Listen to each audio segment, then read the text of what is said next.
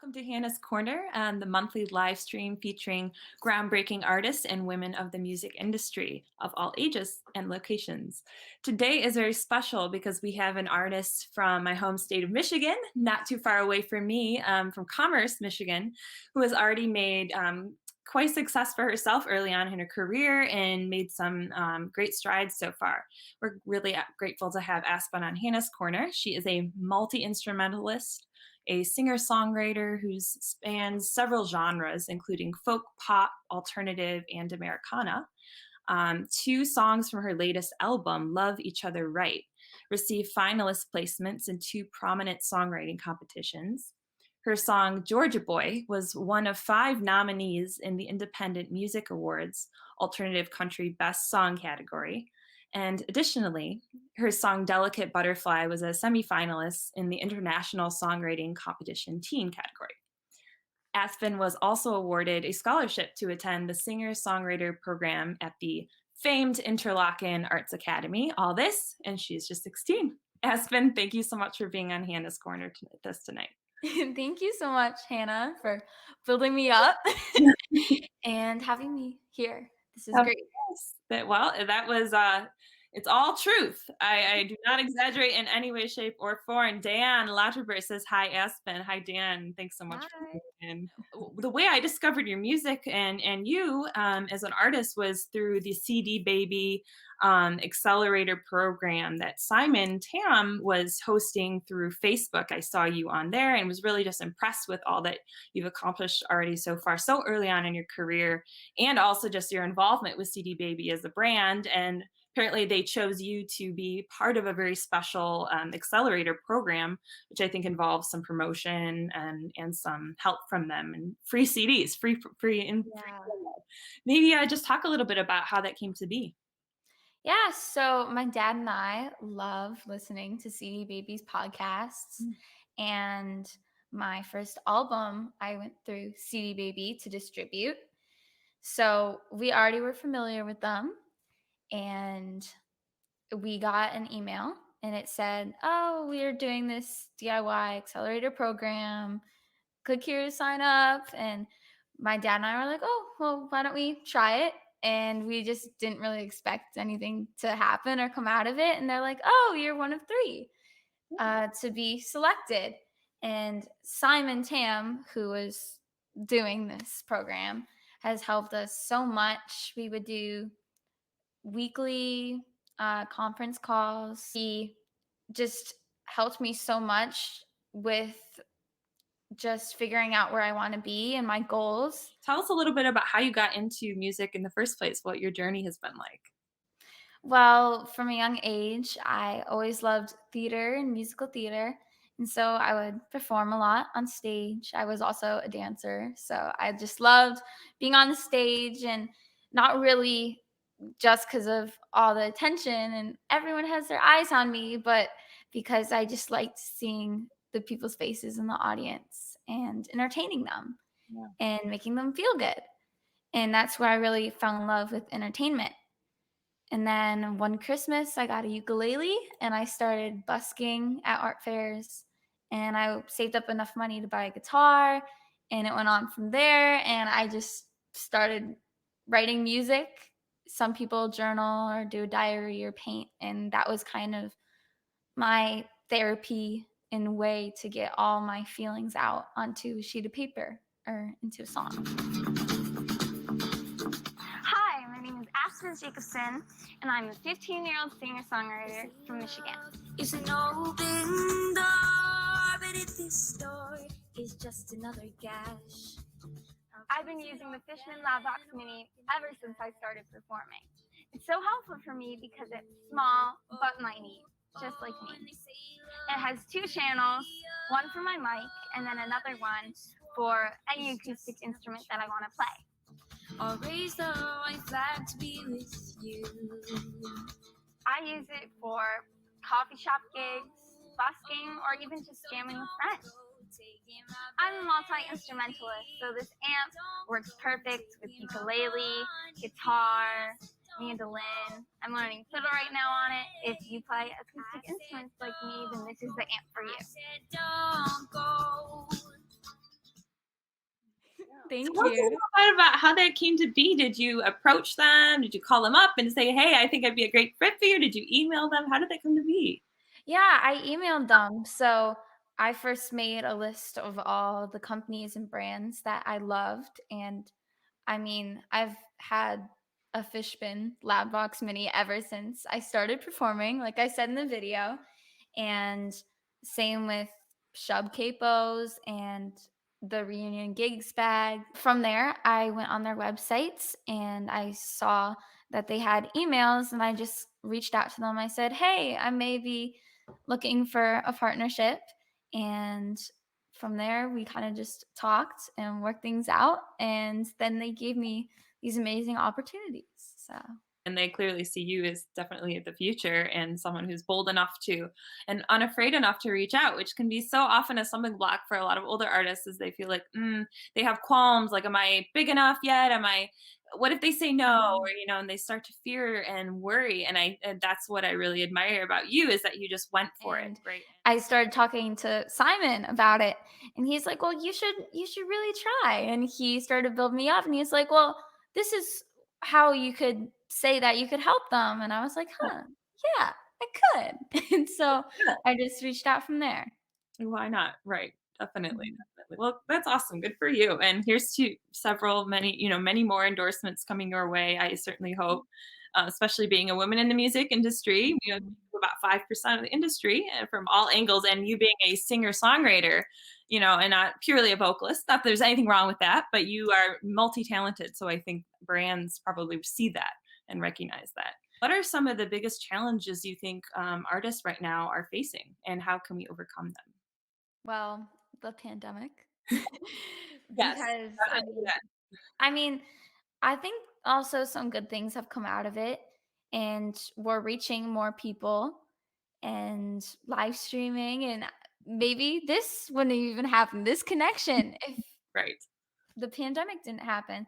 So, I mean, I know two girls who got a van and they went out to different people's houses and they just did little portable shows from their van. Yeah, And that was just so innovative and creative. And I think that's what artists are doing now, is they're thinking more outside of the box than they were before.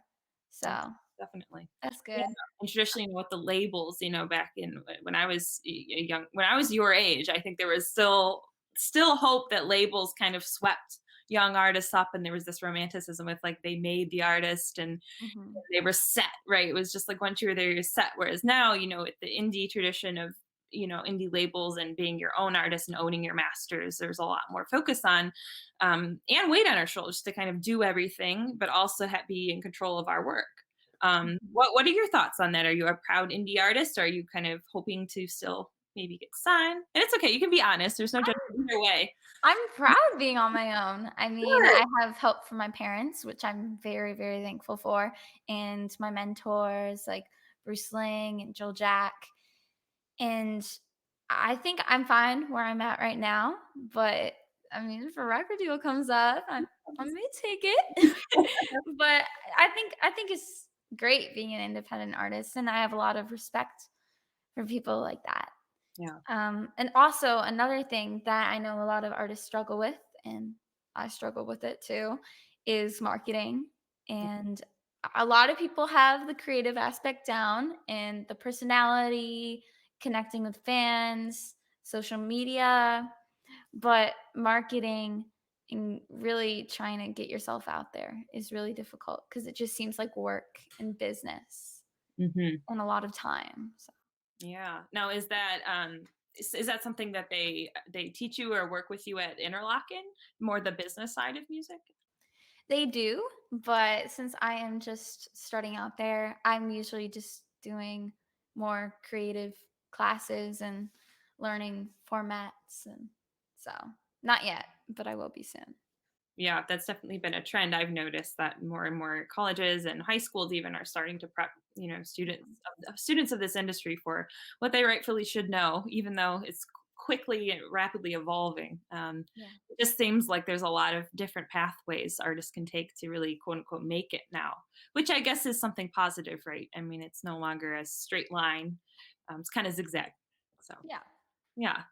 And speaking of successful paths, and you have so much music out right now. What are you finding to be successful as far as album sales or your music sales go? Are you really relying on like Spotify and streaming services, or are you finding more success selling direct to your fans? Well, right now I'm relying on streaming, but that's just because I haven't been playing live shows and live venues.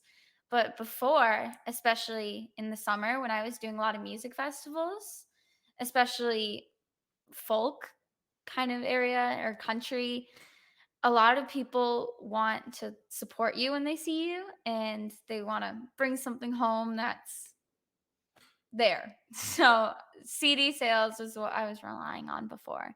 And I love CDs, but then again, people my age, a lot of people my age don't have CD players and I want the CDs to stay live. So Me I too. hope they will, but They're in some cars, so they're not yeah. completely gone. But Mhm. no, Well, at least in my genre, CD sales are still great, but who knows? who knows? Who knows? But yeah, it definitely is. COVID has changed how we look at physical CDs versus streaming, and it seems like we're definitely leaning more on the downloading and the streaming more than we have before.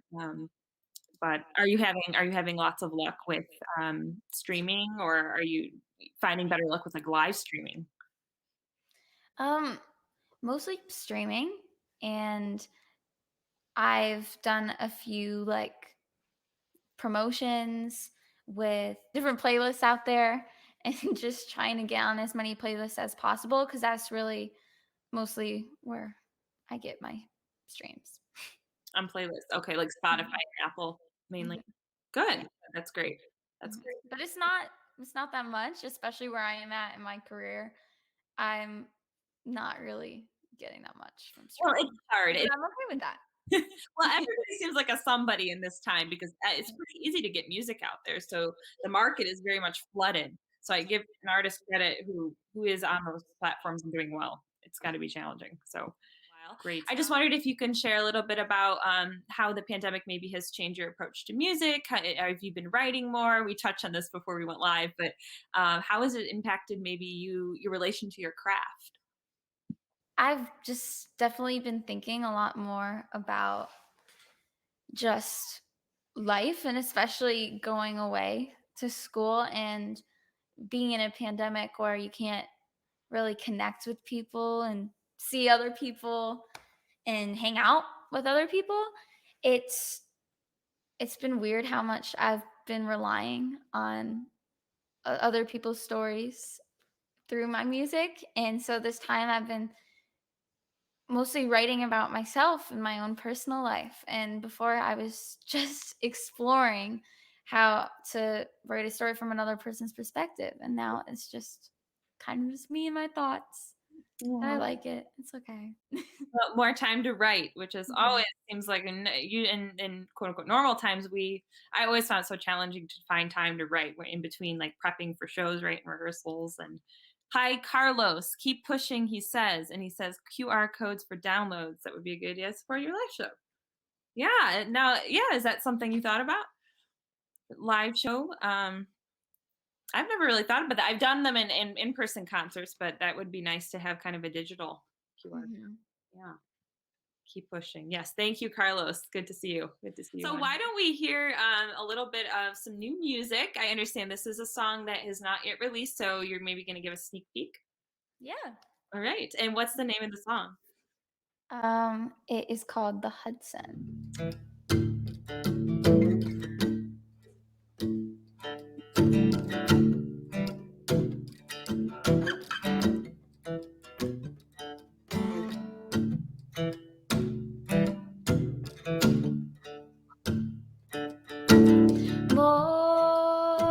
Morning soft beats scanning the beach, sinking too deep into memories. The sand keeps a day.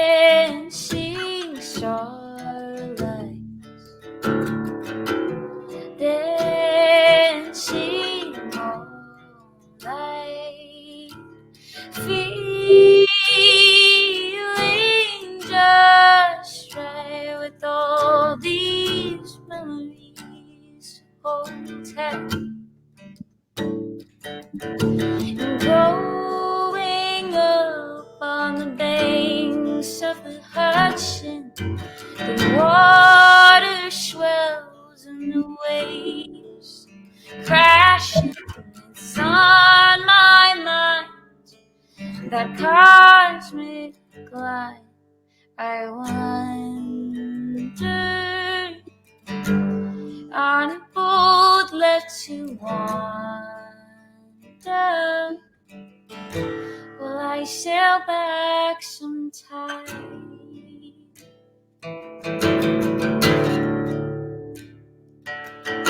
It's so almost surreal the way my longing feels. Oh, longing, longing,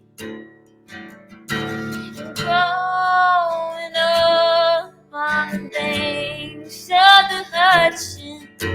The water swells and the waves crashing. It's on my mind, a cosmic light. I wonder on a boat left to wander.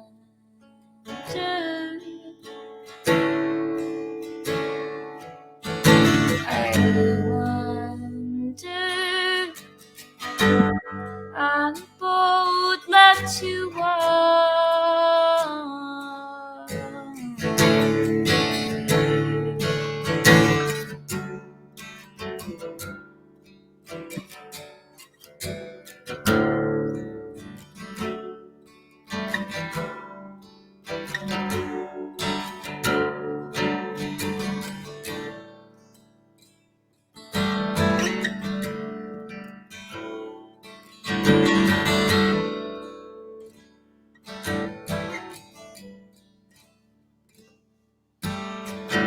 going up on the banks of the Hudson. The water swells and the waves crashing, engraved in my mind, that cosmic light. I wonder on a boat left to wander. Will I sail back sometime?